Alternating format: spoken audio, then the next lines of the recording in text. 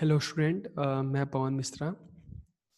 और आज के इस वीडियो लेक्चर में हम स्कूल लीडरशिप फोर्थ यूनिट का जो हम पॉइंट कर रहे हैं, issues in educational and school reform कि शैक्षिक और विद्यालय सुधार में क्या क्या मुद्दे हैं। तो आज की इस वीडियो लेक्चर में हम इस टॉपिक पे बात करेंगे। तो सबसे पहले हम देखते हैं कि आज के इस वीडियो लेक्चर में हम कौन कौन से पॉइंट्स जो है इस टॉपिक में कवर करने वाले हैं। तो सबसे पहले issues in educational and school reforms. तो आज जो हम यही पॉइंट हम करेंगे। तो हम स्टार्ट करते हैं। Issues in educational and school reforms की शैक्षिक और विद्यालय सुधार में मुद्दे कि कौन कौन से इस तरह की इशूज हैं जो मुद्दे हैं।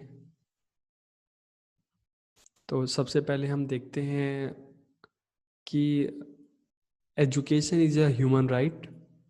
Improving education is extremely important, but because our current education system is inadequate, very few people understand the improvements that are needed. कि शिक्षा एक मानव अधिकार है, शिक्षा में सुधार बेहद जरूरी है, लेकिन क्योंकि हमारी वर्तमान शिक्षा प्रणाली अपर्याप्त है, बहुत कम लोग ही इन सुधारों की आवश्यकता को समझते हैं। नहीं तो बहुत सारे लोग, जैसे हम देखते हैं हमारे आसपास में, कि जो चल रहा है ठीक चल रहा है, इसमें इम्प्रूवमेंट की क्या ज़रूरत है, सब ठीक चल रहा है। तो इस तरह नहीं, बहुत कम लोग जो हैं जानते हैं कि जो वर्तमान जो समय है, जो शिक्षा प्रणाली है, ये अपने आप में पर्याप्त नहीं है। तो इसमें समय के साथ सुधार की ज़रूरत है। और जब शिक्षा में सुधार होगा, शिक्षा के स्तर में सुधार होगा, शिक्षा की गुणवत्ता में सुधार होगा, और जो इस तरह के जो मुद्दे हैं उनको दूर किया जाएगा, तभी हम अपने बच्चों को एक अच्छी शिक्षा, एक अच्छा अनुशासन दे सकते हैं, और एक देश को, अपने देश को एक अच्छा भविष्य हम दे सकते हैं।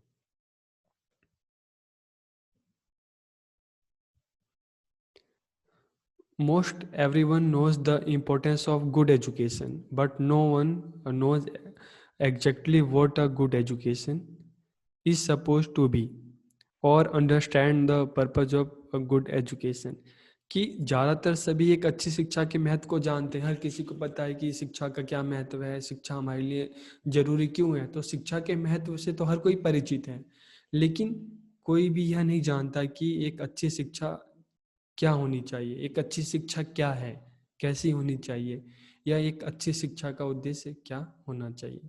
तो सबको पता है, सब चाहते हैं कि बच्चों को अच्छी शिक्षा मिले, लेकिन बहुत कम लोग ही हैं कि अच्छी शिक्षा कैसे दें, अच्छी शिक्षा के लिए क्या ज़रूरी है, क्या करना चाहिए, क्या नहीं करना चाहिए, अच्छी शिक्षा का उद्देश्य क्या होना चाहिए, इन चीज़ों पर कोई ध्यान नहीं देता।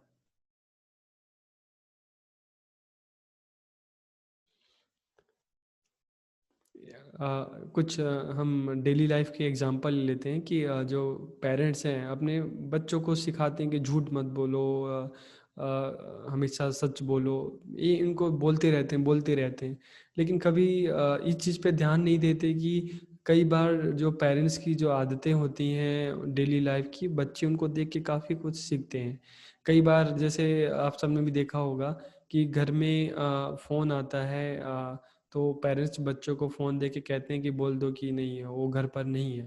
तो एक तरह से ये छोटी-छोटी चीज़ें हैं, बच्चों को भी पता है कि पापा, मम्मी सब घर पर हैं, लेकिन उनको झूठ बोलने के लिए बोल रहे हैं।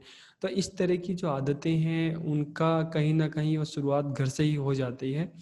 तो अच्छी शिक्षा के महत्व को तो हर कोई जानता है, लेकिन अच्छी शिक्षा देनी कैसी है, उसका उद्देश्य कैसा होना चाहिए, तो ये भी अपने आप में एक बहुत बड़ा जो इश्यू है।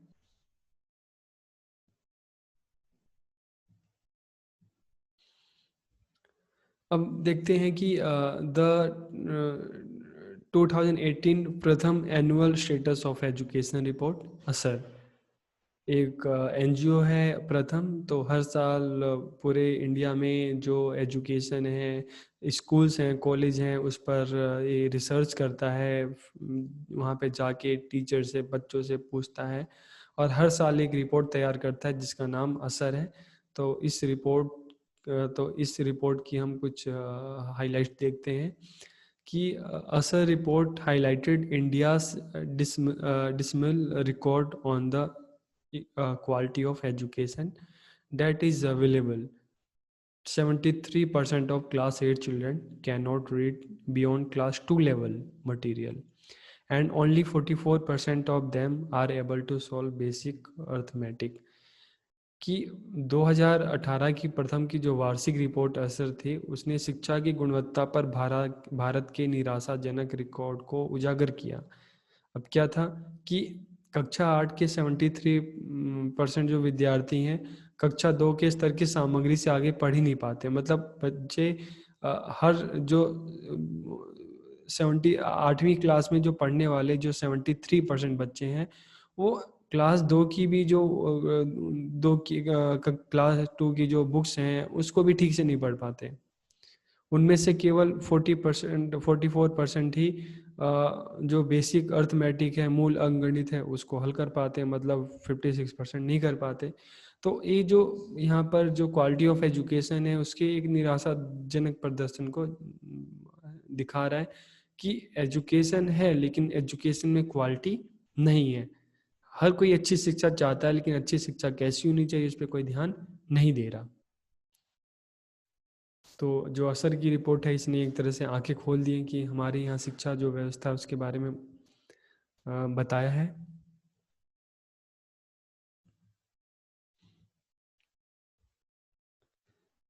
While we all understand how crucial education is to shape our lives, it has also been a major problem in our country. हम सभी ये समझते हैं कि शिक्षा हमारे जीवन को आकार देने के लिए कितना महत्वपूर्ण है। शिक्षा हमारे जीवन के लिए कितनी महत्वपूर्ण है। शिक्षा हमारे जीवन को एक आकार देती है, एक उद्देश्य देती है, उस उद्देश्य को पूरा करवाती है। और शिक्षा में गुणवत्ता का अभाव हमारे देश के लिए एक बहुत बड़ी समस्या है कि हमारे यहाँ पे एजुकेशन तो है, लेकिन एक प्रॉब्लम है कि क्वालिटी जो हम क्वालिटी बेस्ड जो एजुकेशन की बात करते हैं, गुणवत्ता आधारित शिक्षा की बात करते हैं, उसमें कहीं ना कहीं कमी है, जो एक बहुत बड़ी समस्या है।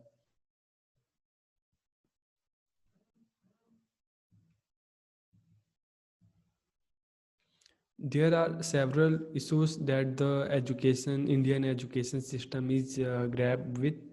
We cannot deny the fact that the Indian government and institutions have been working to reform the existing education model. ऐसे कई मुद्दे हैं जिनमें भारतीय शिक्षा प्रणाली जूझ रही है। बहुत सारे मुद्दे हैं। हम इस तथ्य से भी इनकार नहीं कर सकते कि भारत सरकार और संस्थान मौजूद शिक्षा व्यवस्था को सुधारने के लिए कार्य कर रहे हैं। बहुत सारे मुद्दे हैं और सरकार भी इस पे काम कर रही है। तो हम ये भी नहीं कर सकते कि सरकार कुछ नहीं कर रही, सरकार भी पूरा काम कर रही है।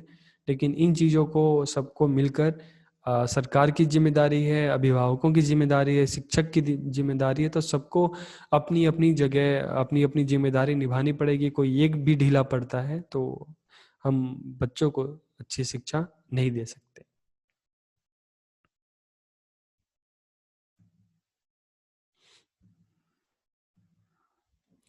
But there are some issues in Indian education system that are needed to be eradicated. These issues are, लेकिन भारतीय शिक्षा प्रणाली में जो मुद्दे हैं, उन्हें हटाने की, उन्हें मिटाने की आवश्यकता है। और ये मुद्दे कौन कौन से हैं? Poor teaching training, poor teacher training, शिक्षक प्रशिक्षण का निम्न स्तर। तो हम देखते हैं कि हमारे यहाँ पे बहुत सारे टीचर ट्रेनिंग सेंटर हैं, लेकिन हर किसी में जो हम एक गुणवत्तापूर्ण क्वालिटी बेस्ड जो है एजुकेशन है, वो नहीं प्रदान किया जा रहा। बहुत जगह हैं कि जो स्टूडेंट हैं घर बैठे बैठे आराम से चाहते हैं कि घर बैठे पैसा दें और उनको डिग्री मिल जाए। तो अगर घर बैठे ही करना है तो उसमें डिग्री है, तो सिर्फ डिग्री लेना और क्वालिटी दोनों में हम कंपेयर नहीं किया जा सकता। तो जो पुअर टीचर ट्रेनिंग है और जहाँ पे उनको बच्चों को एजुकेशन दी जा रही है, वहाँ पे उनको सही प्रकार से उनको प्रशिक्षण नहीं दिया जा रहा। योग्य शिक्षकों की कमी है इन टीचर ट्रेनिंग इंस्टीट्यूट में। तो हम देख रहे हैं पुअर टीचर ट्रेनिंग जो एक मुद्दा है। जब टीचर ही अच्छे नहीं होंगे, उनकी ट्रेनिंग ही अच्छी नहीं होगी, तो बच्चों को पढ़ाएंगे क्या? लैक ऑफ रिसोर्सेज, संसाधनों की कमी हम स्कूल में देखते हैं, कॉलेज में देखते हैं। और संसाधनों की कमी भी एक बहुत बड़ा मुद्दा है, एक इशू है। जब संसाधन ही नहीं होंगे तो हम बच्चों को शिक्षा कैसे देंगे? हम उनको बच्चों को अच्छी शिक्षा हम कैसे दे सकते हैं जब उनके पास जो आवश्यक संसाधन ही स्कूल में, कॉलेज में आवश्यक संसाधन ही नहीं है तो। लैक ऑफ टीचर, शिक्षकों की कमी एक बहुत बड़ा मुद्दा है। फोकस ऑन रोड लर्निंग, आज भी हम देखते हैं तो पढ़ाने के अलग अलग मेथड्स हैं, स्ट्रेटेजी है, लेकिन आज भी जो है ट्रेडिशनल जो स्टाइल है चलता आ रहा है। और आज भी रोड लर्निंग, रट्टा मार विधि पे सब बहुत ज़्यादा ध्यान देते हैं।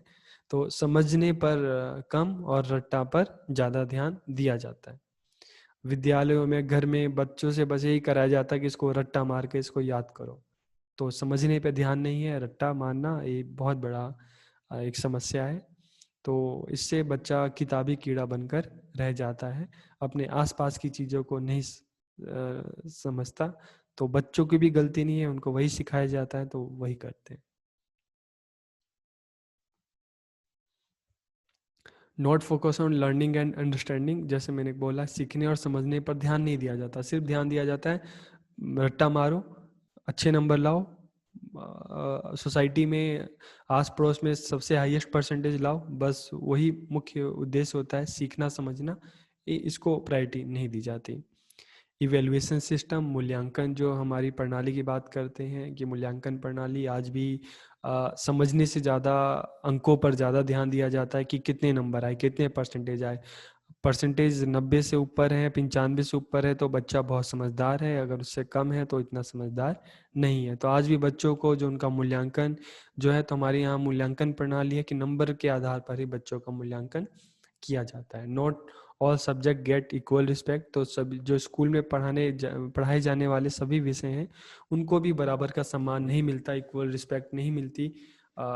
हम देखते हैं मैथ, साइंस जो ये सब्जेक्ट है इनको इन पर ज़्यादा जोर दिया जाता है और बाकी विषयों को बहुत ही हल्के में लिया जाता है। तो सभी सब्जेक्ट को इक्वल रिस्पेक्ट ना मिलना ये भी एक इशू है, जिससे बच्चों का ध्यान बाकी विषयों पर इतना नहीं जाता। Not familiar with educational technology, आज भी हम देखते हैं हमारे यहाँ दूर दराज की जो क्षेत्र हैं वहाँ पे जो शिक्षक हैं, जो स्टूडेंट हैं, रिसोर्सेज के अभाव के कारण जो वहाँ पे शैक्षिक तकनीकी जो कि शैक्षिक तकनीक है वहाँ तक नहीं पहुँच पाई है, और पहुँच भी गई है तो उनको सही प्रकार से किस तरह से यूज किया जाए तो अभी वो भी सीखना है। तो शैक्षिक तकनीकी उपयोगिता का अभाव। Personal education is not emphasise, व्यक्तिगत शिक्षा पर जोर ना दिया जाना, कि आज भी हम देखते हैं तो हम सामूहिक शिक्षा पर कक्षा में ज़्यादा जोर देते हैं। इंडिविजुअल डिफरेंसेस क्लास में होता है हमें पता है, लेकिन इस चीज़ पर इतना बच्चों को व्यक्तिगत रूप से जो गाइड करना है वो जिस चीज़ पर ध्यान नहीं दिया जाता। तो व्यक्तिगत शिक्षा मतलब सभी बच्चों को ध्यान में रखकर अपनी क्लास को जो है पढ़ाना, जो कंटेंट डिलीवर करना और टीचिंग एड्स को यूज करना। तो पर्सनल लर्निंग का मतलब है कि कक्षा में सभी बच्चों पर ध्यान देना, और लेकिन इस चीज़ पर ध्यान ना देकर पूरी कक्षा पर ही सबको एक ही तरह से सिखाया जाना, पढ़ाया जाना। तो कई बार हम देखते हैं कि हमारे यहाँ पे जो कक्षाएं हैं, एक एक कक्षा में 50-60 बच्चे हैं, समय कम होता है, तो इसलिए भी जो शिक्षक है सभी बच्चों पर ध्यान नहीं दे पाता। तो एक जो समस्या है कि पर्सनल एजुकेशन पर जोर नहीं दिया जाना। एक्सपेंसिव हायर एजुकेशन की जो उच्च शिक्षा है काफ़ी महंगी है, तो हर किसी के बजट से बाहर है, तो एक इशू है कि जो हायर एजुकेशन है वो बहुत ज़्यादा महंगी है। निगलेक्ट इंडियन लैंग्वेज, और भारतीय भाषाओं की उपेक्षा। हम देखते हैं दुनिया में जो तमाम जो डेवलप कंट्रीज़ हैं, विकसित देश हैं, और विकसित और विकासशील, डेवलप और डेवलपिंग कंट्री में क्या फ़र्क है कि जो डेवलप कंट्री हैं उन्होंने अपनी लैंग्वेज को प्रमोट किया है। वहाँ पर जो एक केजी में पढ़ने वाला बच्चा है और केजी से लेकर पीएचडी तक एक ही लैंग्वेज में पढ़ता है, लेकिन हमारे यहाँ पे देखते हैं कि घर में कोई और भाषा बोलता है, बाहर कोई और है, स्कूल में आएंगे तो प्राइमरी में कोई और भाषा है, सेकेंडरी में कुछ और, हायर सेकेंडरी में कुछ और, स्कूल कॉलेज में जाएंगे तो कुछ और भाषा। तो बच्चा जो है भाषाओं के चक्कर में उलझ कर रह जाता है। तो हमारे यहाँ पे जो है जो यहाँ की जो इंडियन लैंग्वेजेस है उस पर इतना फोकस नहीं किया जाता, जिसमें बच्चों की क्रिएटिविटी ज़्यादा होती है, उनकी जो मातृभाषा होती है तो उन पर फोकस नहीं किया जाता।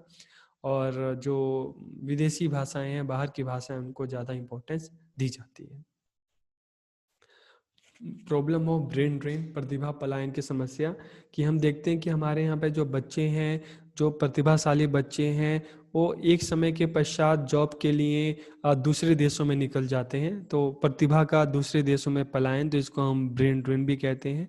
कि जो हमारे यहाँ पे जो टैलेंटेड जो लोग हैं, इस तरह की जो प्रतिभाएं हैं, दूसरे देशों में जाकर वहाँ पे वो काम कर रही हैं, तो एक प्रॉब्लम ये भी है।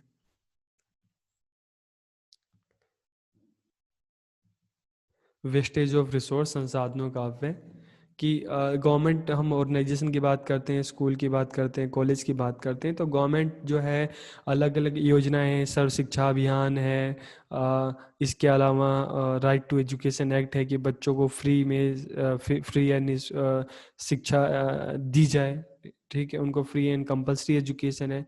तो सरकार बच्चों पे पैसा खर्च कर रही है, लेकिन बच्चा एक समय बाद जब स्कूल छोड़ देता है, 5वीं के बाद, 6ठी के बाद स्कूल छोड़ देता है, तो गवर्नमेंट ने उस पर जितना उनकी एजुकेशन पे हर महीने जितना पैसा गवर्नमेंट ने लगाया होता है, तो अगर बच्चा बीच में स्कूल छोड़ के चला जाता है तो वो सारा पैसा क्या होता है, बर्बाद जाता है।